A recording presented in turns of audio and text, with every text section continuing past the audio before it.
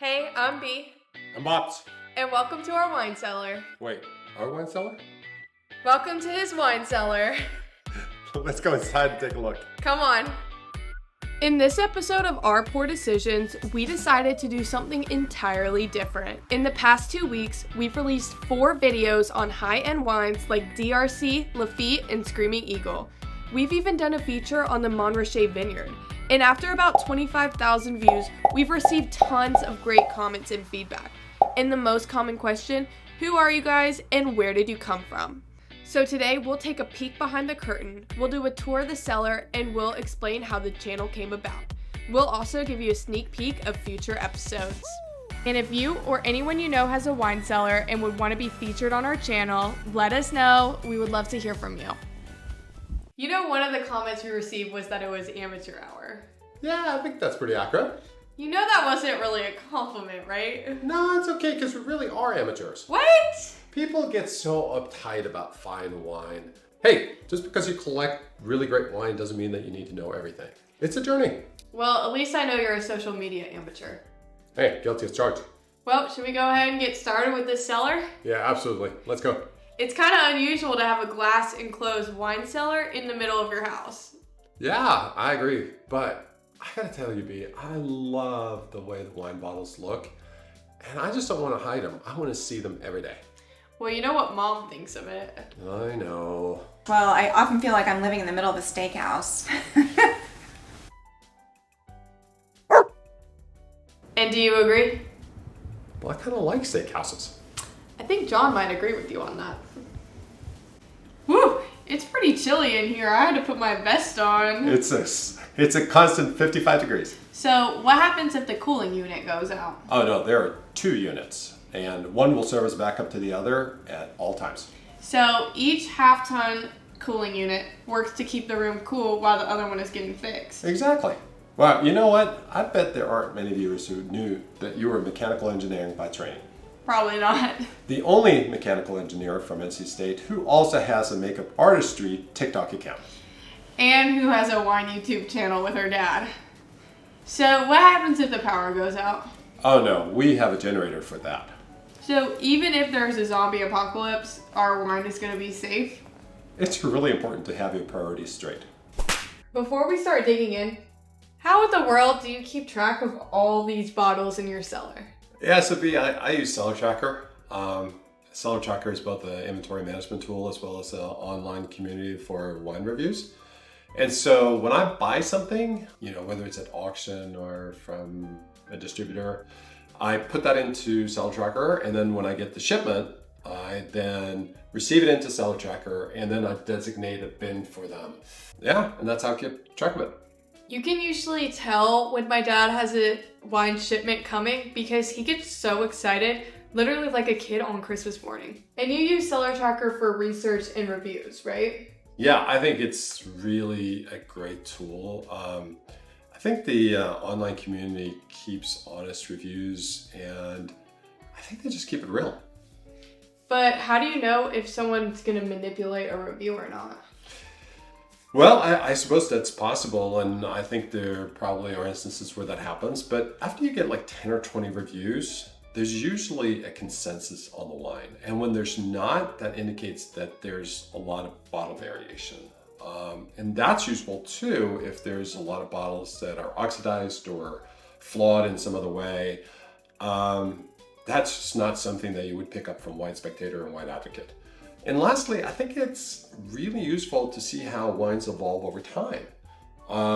You know, there are wines here that are 10, 20, 30 years old, and I want to know when the right time is to open them. And I feel like there's no other better way than to ask people who have the same wines in their cellars and have tried them. Do you want to kind of go over the layout of your wine cellar? Yeah, so on this side of the wine cellar, which is closest to the kitchen, which is where I'm always coming in, I want to put the wines that I can pick up at any moment and just open and put them close to the kitchen. And all of these wines are ready to be consumed now. Whether it's Italian, Spanish, French, American, champagne, it doesn't really matter. They should all be ready to go. Okay, so I can just grab any one I want and drink from this side? No. I feel like we kind of need to talk about the big bottles. He likes big bottles and he can't lie. I do love the big bottles. I think they're really festive. They're a lot of fun to open at parties, you know, special occasions. They also look good in the cellar. Maybe there's one for my wedding someday. There is a wedding bottle for B, and she was born in a really good year for Bordeaux.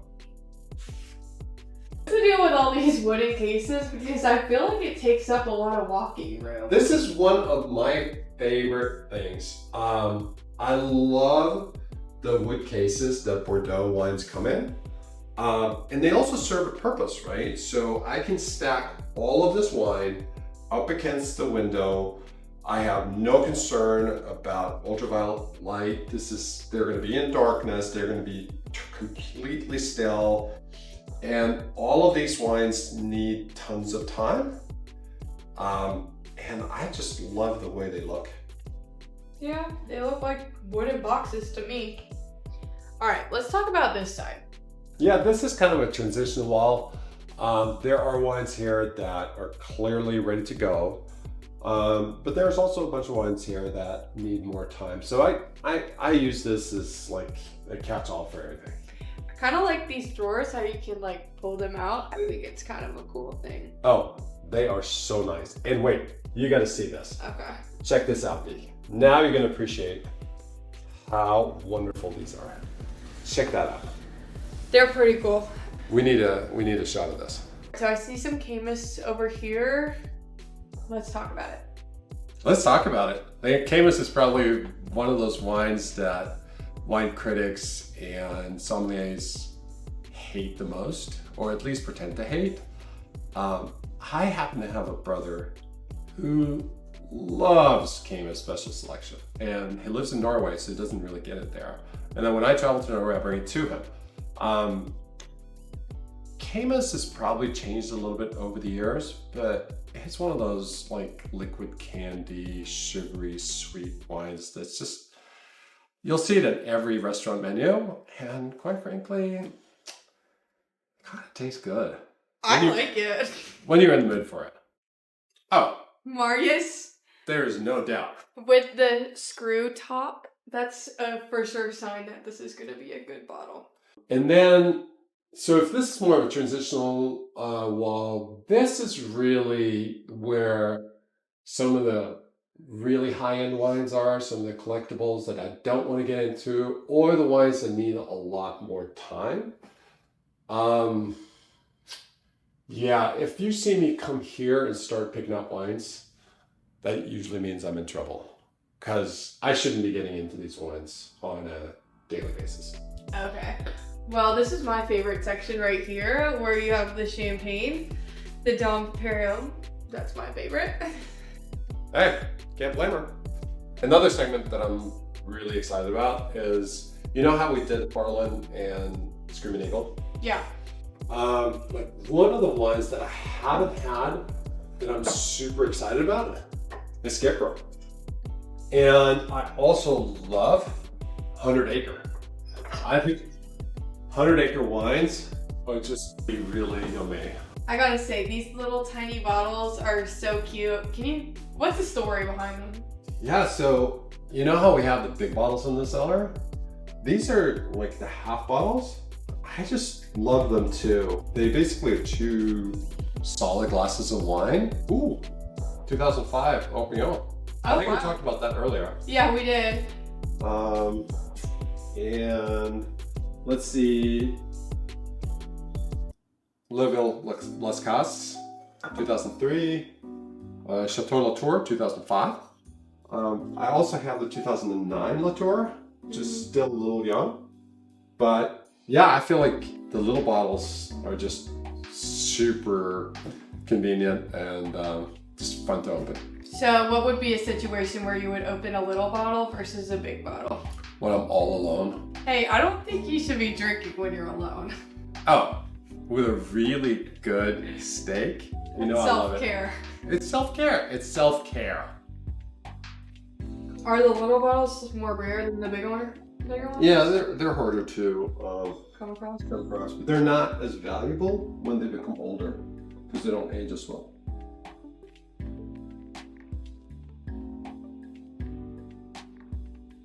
I need some energy here. What's the oldest vintage wine in your collection? You know, I just got some old Madeira and I am so excited to try it. I have a Madeira from 1894. We're gonna try a Madeira that's literally more than 100 years old. And you can still drink that? Well, yes, I think so. So I've been dying to ask you this question.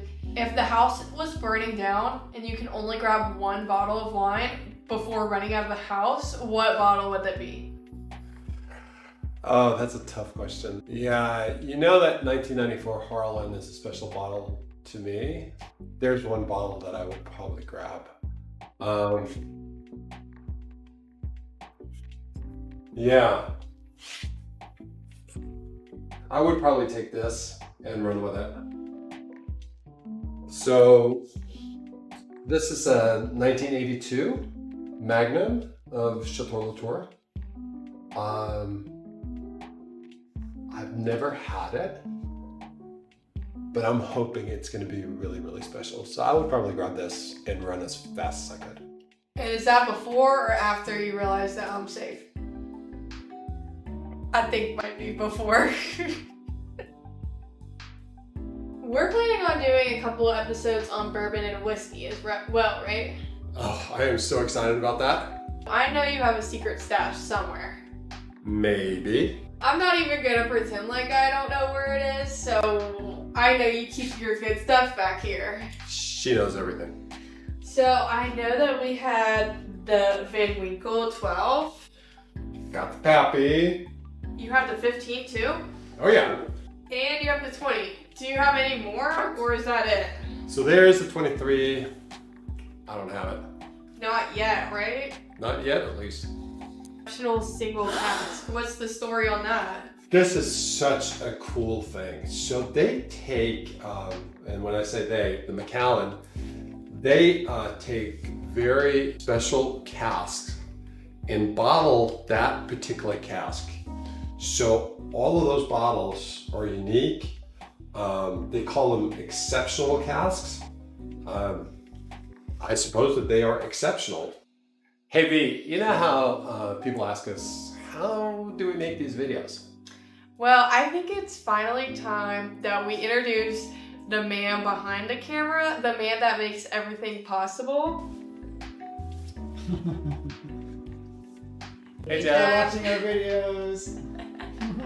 So Jeff is actually the person who puts everything together, knows how to film, knows how to set it up, and without him, there's no show, right? Nope. And the other thing that the viewers probably need to know is that after we're done recording all of our film, we always enjoy the wines together as a group. Jeff is every bit a wine lover that we are. Yeah. All right, I think it's time for us to open a bottle of wine. So let's just do, what's your go-to wine? So our go-to wine, the wine that Mom and I open like more often than not, is Altamura Cabernet. So Frank Altamura is one of the pioneers in Napa Valley. In fact, I think he grew up there, which not a lot of Napa winemakers actually grew up there. I think he grew up there. He's made cab for at least 30 years, or maybe more. We'll have a link to Altamura's website after in the description. Of course, we don't have anything to do with them. I actually would like to visit the winery, but I've always bought a ton of Altamura cabs, and I think it's just a perfect time to share it. All right, guys. One of my favorite cabs. Cheers, guys. Cheers. So fun. Thanks for joining us on the Cellar Tour. Skål.